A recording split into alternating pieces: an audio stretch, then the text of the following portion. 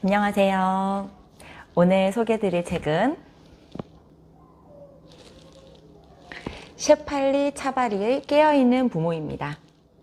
나무의 마음이라는 출판사에서 출간되었습니다. 제가 이 책을 선택한 이유는요, 깨어있는 부모라는 이 제목부터 끌렸기 때문인데요. 우리는 아이에게 무언가를 더 해주기 위해서 노력하고 애씁니다. 하지만 우리가 무언가를 해주기 위해서 노력하는 이것조차 에고일 수 있다는 생각 해보셨나요?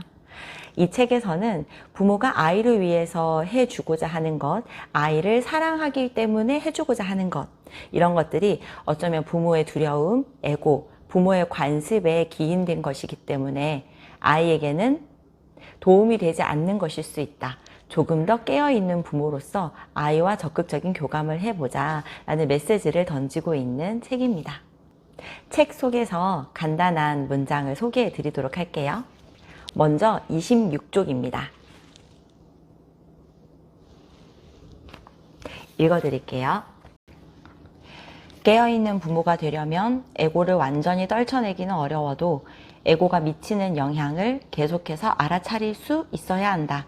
알아차림에는 변화를 일으키는 힘이 있다. 이것이 깨어있는 부모가 되기 위한 핵심 요소다. 알아차림이 커질수록 부모는 그동안 자신이 크면서 경험한 검증되지 않은 조건들에 사로잡혀 살았으며 이를 고스란히 아이에게 대물림해 왔음을 깨닫게 된다. 이 책에서는 깨어있는 부모가 되기 위해서는 에고가 미치는 영향을 알아차려야 한다고 얘기를 합니다. 저는 아이를 키우면서 심리 성장 이런 것들에 대해서 공부하다 보니까 결국에는 에고를 부숴야 하는 것인가? 에고를 뭔가 깨뜨려야 하는 것인가? 라는 생각을 했는데요. 이 책을 읽으면서 많은 위안을 받았던 부분이 에고를 완전히 떨쳐내기는 어렵다. 하지만 에고가 미치는 영향을 계속해서 알아차릴 수 있다. 그렇게 노력하는 것이 깨어있는 부모다. 라는 여기서 많은 위안을 받았습니다. 알아차리는 것만으로도 변화를 일으키는 힘이 있다고 얘기해요. 이것이 결국 깨어있는 부모의 핵심 요소이고요. 그래서 우리는 알아차리는 순간이 많아지면 많아질수록 그동안 내가 아이에게 나의 경험대로 해왔던 것들, 그리고 경험에 의거한 두려움으로 아이를 통제하려고 했던 것들, 아이의 미래를 속단하려고 했던 것들, 이런 것들에 대해서 알아차리는 순간이 많아진다고 합니다. 그걸 알아차리게 되면 우리가 멈출 수 있겠죠. 왜냐하면 알아차리지 못한다면 살던 대로 살 수밖에 없으니까요. 알아차리지 못했는데 그것이 내가 어떻게 살아왔는지 깨닫고 아이와 함께 살아가는 일상에 변화를 줄 수 있는 요소는 찾기가 어렵잖아요.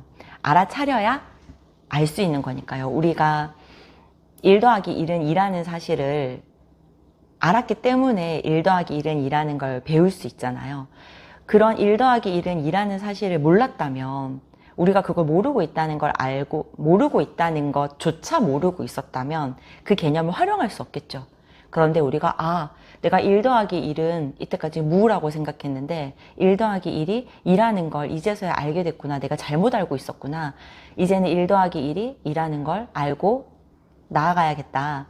그걸 적용해야겠다라고 생각하는 순간 새로운 지식을 우리 삶에 적용할 수 있으니까요. 에고를 떨쳐내기가 어렵지만 에고가 미치는 영향을 알아차리는 것이 중요한 이유가 바로 여기에 있습니다. 우리가 아이의 행동을 보고 우리가 했던 그 생각이 정말 올바른 생각인지, 우리의 내면에서 우러나온 생각인지, 올바르다고 하는 것 또한 에고의 판단일 수 있으니까요. 우리의 내면에서 우러난 사랑인지 아니면 나의 경험에 근거한 두려움으로 나온 위장된 사랑인지는 알아차리는 것에서부터 시작하겠죠. 두 번째 구절 읽어드리겠습니다. 46쪽입니다. 깨어있다는 것은 우리가 도달해야 할 상태나 목적지가 아니다.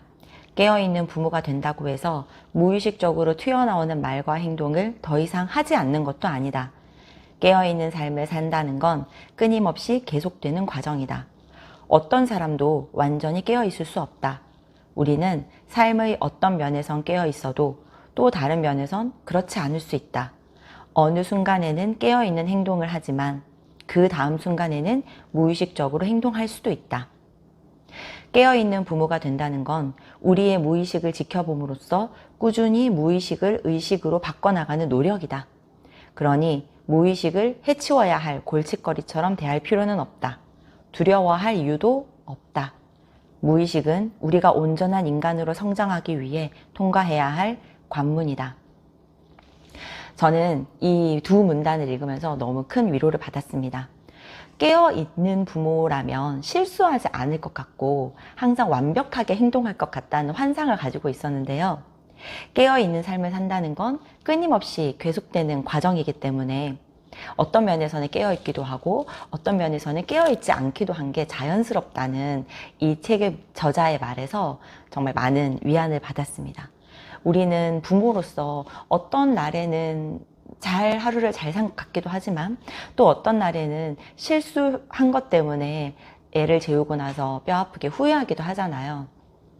하지만 그것들은 모두 우리 인생의 과정이고 그 한 번의 실수가 아이와 나의 인생 전체를 실패로 만드는 것이 아니라 이 또한 우리가 서로를 알아가고 부모와 아이가 함께 커나가는 과정이라고 생각한다면 아이와 함께 보내는 하루하루에서 느껴지는 책임감에서 조금은 벗어날 수 있지 않을까요?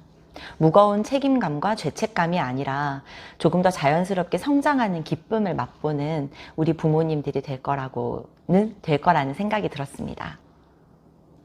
오늘 소개해드린 책 마음에 드셨나요?